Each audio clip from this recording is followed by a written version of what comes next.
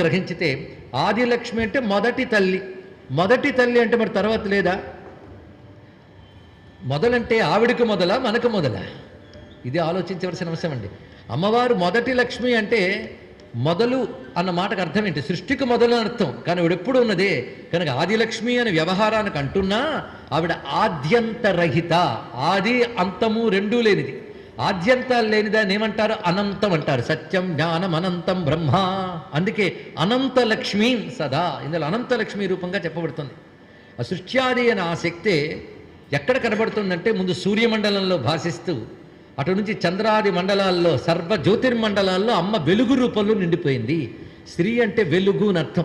మన సూర్యునిలో, చంద్రునిలో, అగ్నిలో, అగ్నిహోత్రంలో, అనంతమైన నక్షత్ర మండలాల్లో ఏ వెలుగును చూస్తున్నామో, ఏ వెలుగు నుంచి శక్తిని పొందుతున్నామో ఆ శక్తే ఆది లక్ష్మి. ఆ తల్లి